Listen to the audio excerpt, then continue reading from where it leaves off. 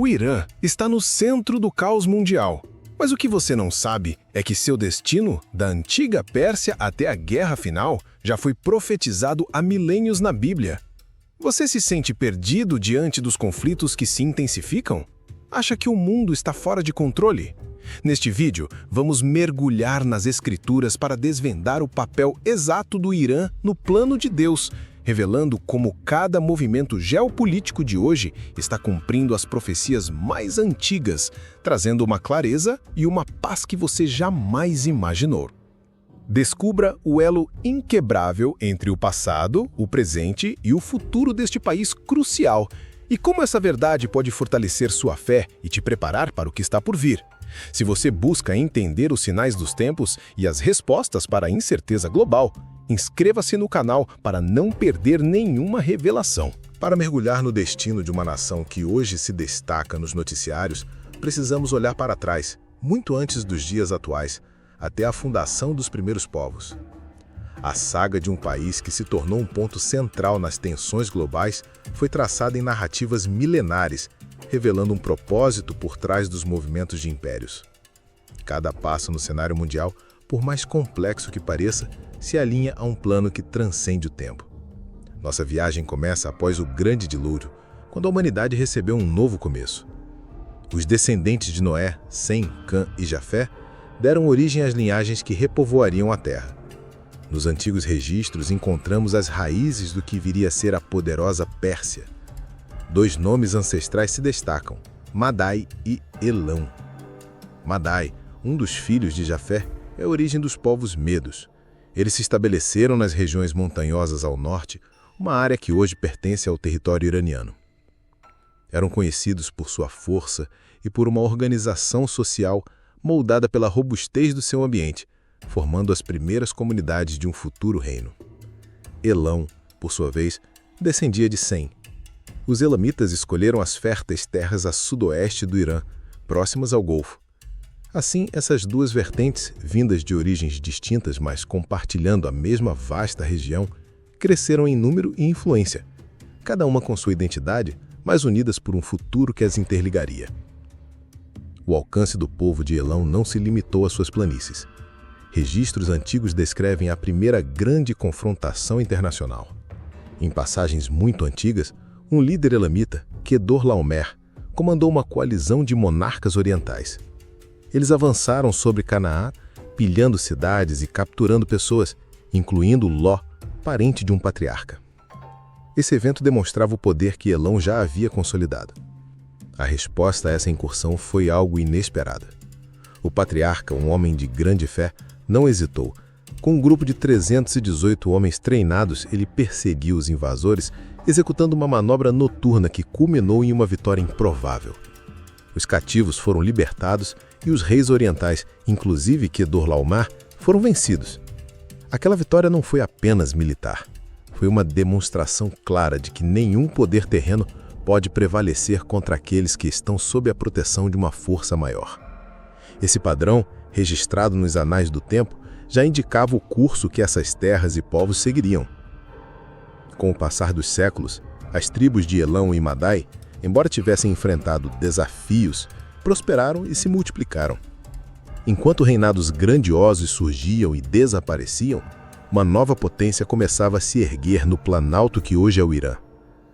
Clãs se transformaram em reinos, e esses reinos, passo a passo, se uniram para formar uma entidade monumental, o Império Persa.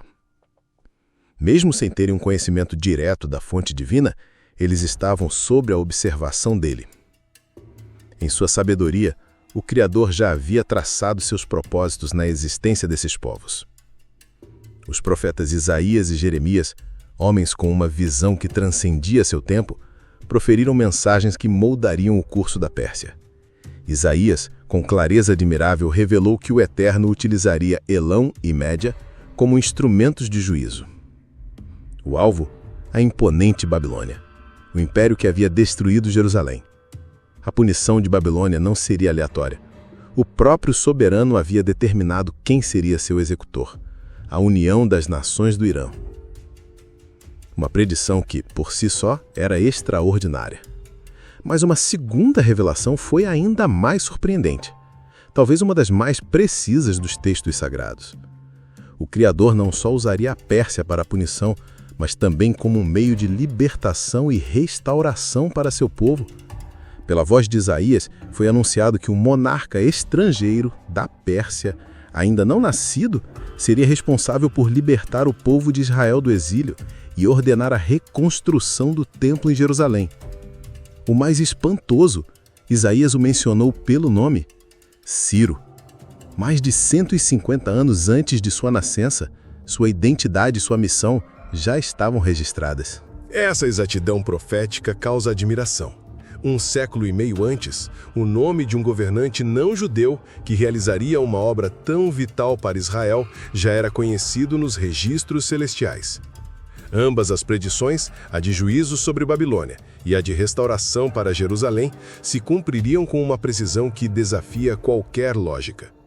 No século VI antes da Era Comum, Dégioces, o primeiro rei dos Medos, unificou as tribos de Elão e Madai, fundando a primeira capital imperial em solo iraniano, Ecbátana. Seu neto, Ciaxares, transformaria as forças medo-persas em uma máquina militar, avançando contra Nínive, a capital do brutal Império Assírio, antigo adversário de Israel. O destino profetizado começava a se concretizar. Enquanto a Pérsia crescia em poder de forma imparável, o Criador já estava revelando seu destino em sonhos a um jovem hebreu, exilado na Babilônia. Seu nome? Daniel. Longe de sua terra natal, levado cativo ainda na adolescência para a corte do império mais dominante do mundo, Daniel permaneceu fiel. No meio do luxo e da corrupção palaciana, ele optou por manter-se puro, e por essa dedicação, o Altíssimo lhe concedeu um dom incomum, o das visões.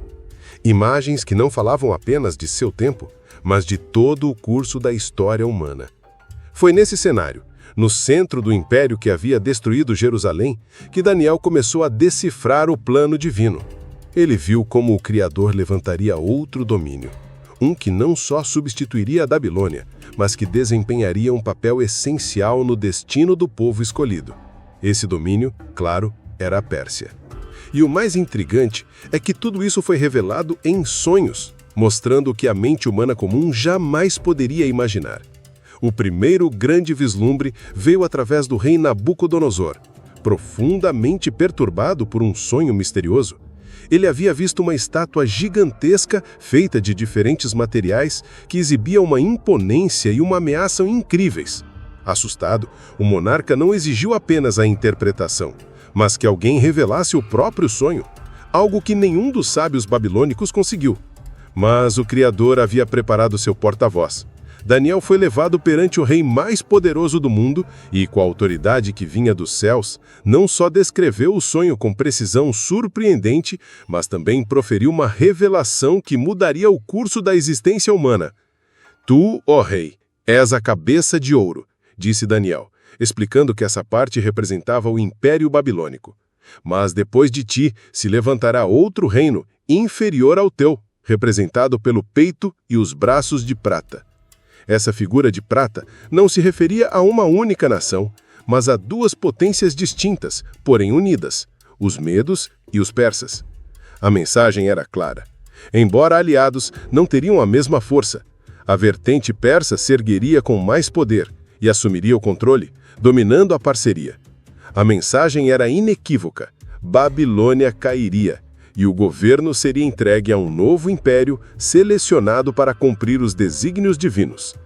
Mas a visão da Pérsia que o Criador concedeu a Daniel não parou por aí. Foi ainda mais marcante. Enquanto na primeira visão ele viu criaturas colossais emergindo das profundezas do caos, a segunda era ainda mais específica. Daniel contemplou um urso gigantesco, erguido de um lado, com 3 costelas entre os dentes. E uma voz ecoou dos céus, com a força de um trovão: levanta-te e devora muita carne. O urso simbolizava o império que sucederia à Babilônia, a Média e a Pérsia. O fato de estar erguido de um lado indicava que a Pérsia dominaria a Média, e as 3 costelas eram suas conquistas mais importantes: Lídia, Babilônia e Egito. Uma após a outra seriam absorvidas pela expansão persa. Essa visão se concretizou com uma precisão impressionante.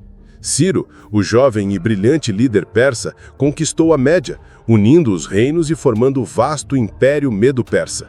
Lentamente ele se tornou a maior potência de sua época, até que seus olhos se voltaram para a inexpugnável Babilônia. O dia predizendo chegou, mas a tomada da cidade não ocorreu como uma batalha comum. Numa noite memorável, o rei Belsazar, neto de Nabucodonosor, promovia um banquete opulento, rodeado por milhares de convidados. No auge de sua soberba, ele cometeu um ato imperdoável. Ordenou que trouxessem uns objetos sagrados que seu avô havia saqueado do templo em Jerusalém. Com eles, brindaram a seus deuses falsos, zombando do Altíssimo. De repente, em meio à celebração, uma mão invisível surgiu e começou a escrever na parede 4 palavras misteriosas: Mene, Mene, Tekel, Parsim. O rei empalideceu de medo. Ninguém em sua corte conseguia decifrar o mistério. Foi então que Daniel foi chamado. Com a coragem de quem serve a uma verdade superior, ele revelou o significado. Deus contou o teu reino e lhe pôs fim. O teu reino será entregue aos medos e aos persas. E enquanto as palavras eram proferidas, a predição já se concretizava.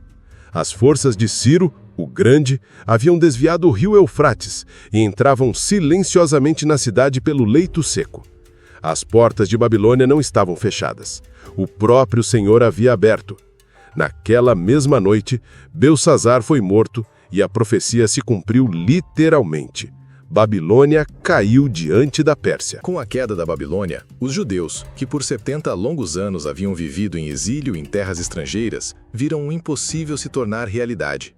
Um governante estrangeiro, um monarca não judeu, decretava seu retorno a Jerusalém. Ciro não apenas permitiu a volta, ele também financiou a reconstrução do templo e enviou líderes do povo, como Zorobabel, da linhagem de Davi, e Josué, o sumo sacerdote, com total apoio real. Eles seriam os primeiros a lançar os alicerces daquele lugar sagrado, onde o nome do Criador voltaria a ser invocado. Assim, a Pérsia se tornou a única nação que, em vez de destruir Israel, agiu para restaurá-lo, exatamente como o Senhor havia predito através de Isaías, 1 século e meio antes. Um instrumento de redenção que, na complexidade dos planos divinos, serviu a um propósito superior. Após as visões de Daniel e a ascensão ao poder, a Pérsia continuou a expandir sua influência. Sobre o reinado do rei Assuero, conhecido por sua grandiosidade, o trono do maior império da terra foi estabelecido na majestosa cidade de Suzã, no coração de Elão, a região que hoje conhecemos como o sudoeste do Irã. Foi ali, em Suzã, que um dos acontecimentos mais extraordinários da história antiga se desenrolou. O vasto império, governado por um homem, seria profundamente impactado e, de certa forma, influenciado por uma única mulher. O rei Assuero promoveu um banquete suntuoso que durou 6 longos meses, exibindo a riqueza e o poder de seu domínio. Depois convidou todos os habitantes de Suzã para uma celebração final de 7 dias. Em um momento de orgulho, ele pediu que sua esposa, a rainha Vasti, fosse trazida para exibir sua beleza a todos. Vasti, no entanto, recusou. Humilhado diante de todo o império, o rei a removeu de sua posição. Seus conselheiros, então, sugeriram uma solução: buscar entre as jovens do reino uma nova rainha. As mais belas seriam levadas ao palácio, preparadas por um ano inteiro, e então apresentadas ao rei. Entre essas jovens estava Hadassa, uma jovem órfã de origem judaica, criada secretamente por seu parente Mardoqueu. No palácio, ela recebeu outro nome, Ester. Sem que ninguém soubesse de sua verdadeira identidade, Ester foi escolhida pelo rei e coroada rainha da Pérsia. Mas, enquanto Ester ascendia ao trono, nas sombras do palácio, um adversário mortal se levantava, Amã, um descendente de um antigo inimigo de Israel. Amã foi elevado à mais alta posição, abaixo apenas do rei.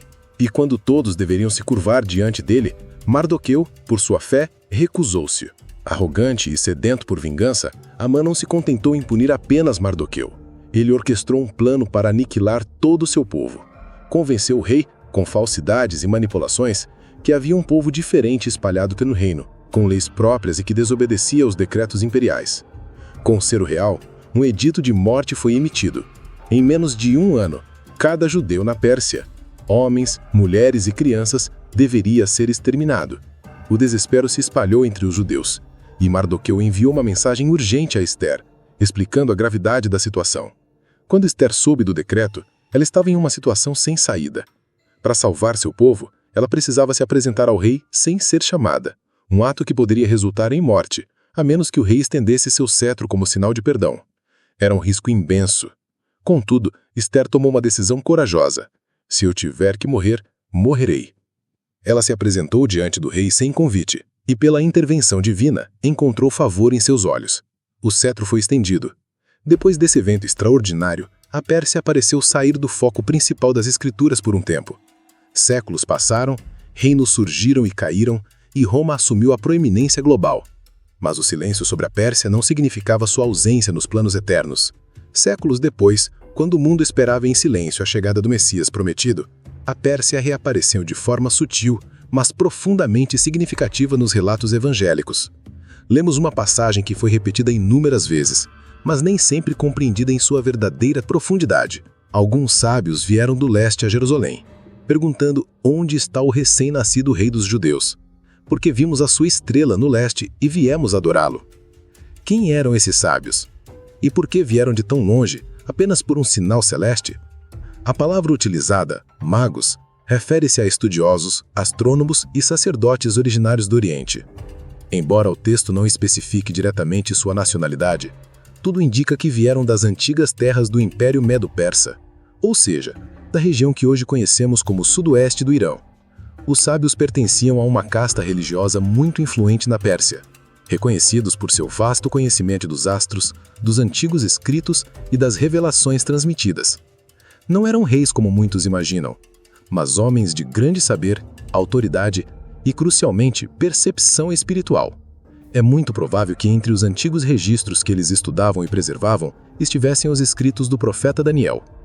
Lembre-se, Daniel havia servido nas cortes da Babilônia e da Pérsia séculos antes, e ele não só interpretou sonhos e visões, mas também previu a vinda do Messias com uma precisão notável.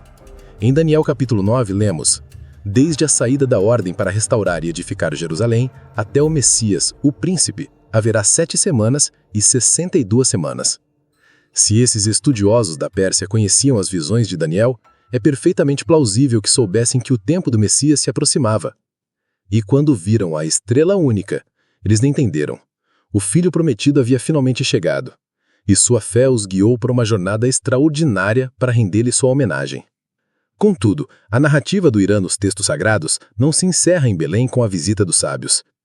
Porque embora a Pérsia tenha sido um instrumento de auxílio e um lugar de manifestação da fé no passado, ela também terá um papel em um dos momentos mais marcantes do futuro predito. O Criador não apenas revelou o começo da Pérsia, ele também anunciou seu desfecho, e o fez por meio do profeta Ezequiel, em uma das visões mais impactantes do Antigo Testamento, o conflito de Gog e Magog. No capítulo 38 de Ezequiel, uma coalizão de nações é descrita. Elas se levantarão nos últimos dias contra Israel, o povo que o Criador haveria de restaurar. A profecia ecoa: Filho do homem, direcione seu rosto contra Gog, da terra de Magog, príncipe principal de Meseque e Tubal, e profetize contra ele. Assim diz o Senhor soberano: Eis que estou contra você, ó Gog. Pérsia, Cuxe e Pute estarão com eles.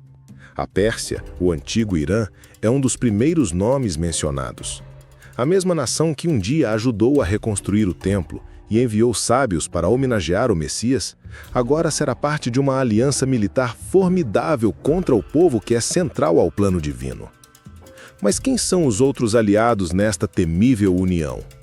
Gog, o líder de Magog, é considerado por muitos estudiosos como uma figura de poder de uma grande nação ao norte, frequentemente associada à Rússia ou a uma vasta coalizão euroasiática. Cuxe, a antiga Núbia, pode representar regiões do atual Sudão. Pute é ligado ao norte da África, talvez a Líbia. Gomer e Togarma são áreas próximas à Turquia e ao Cáucaso.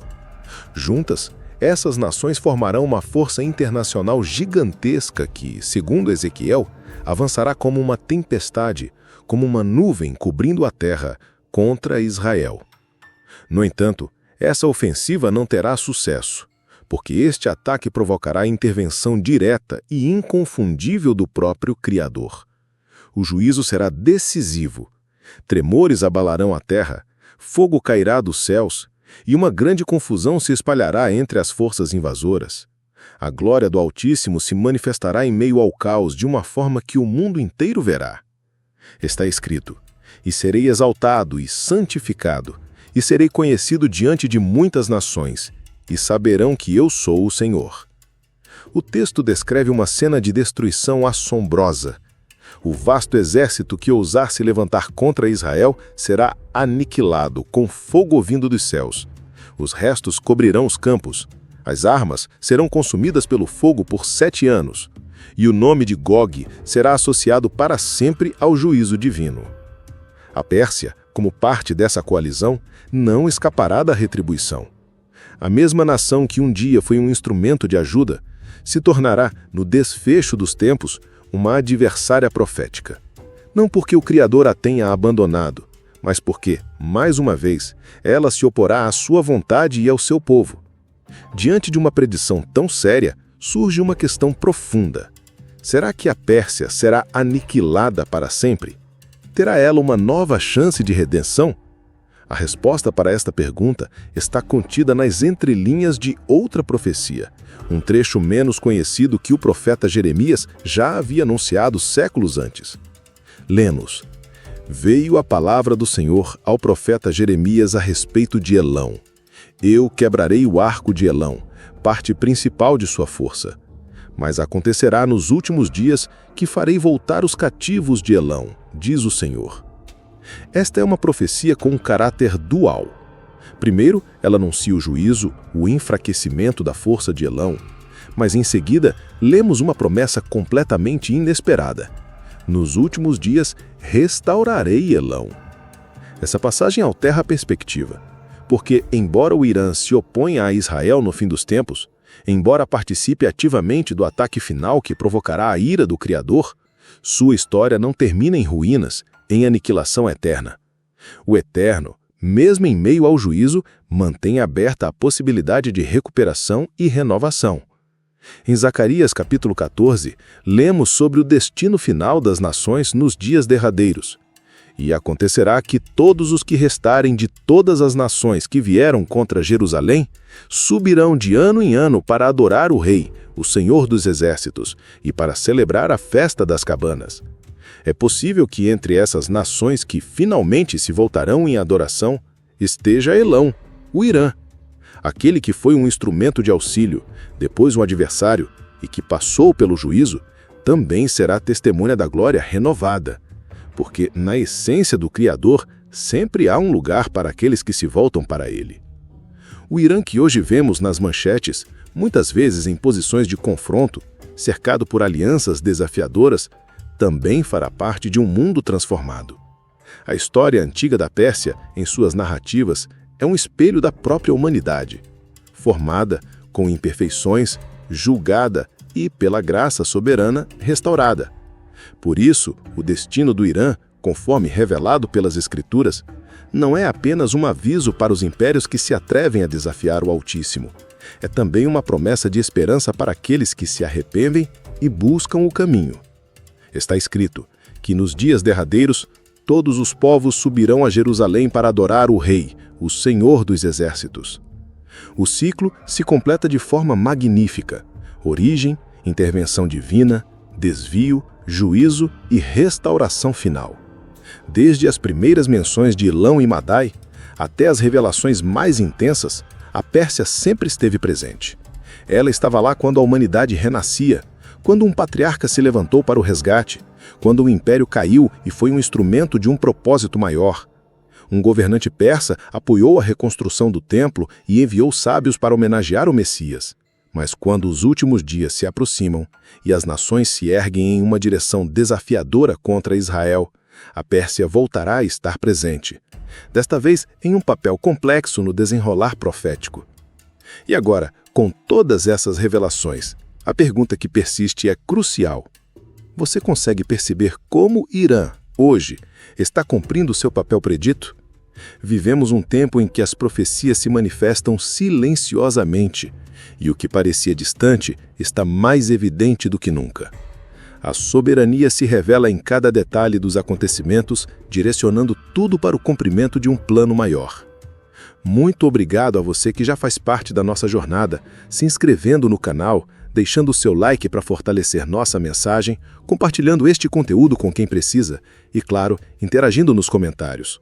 Sua participação faz toda a diferença.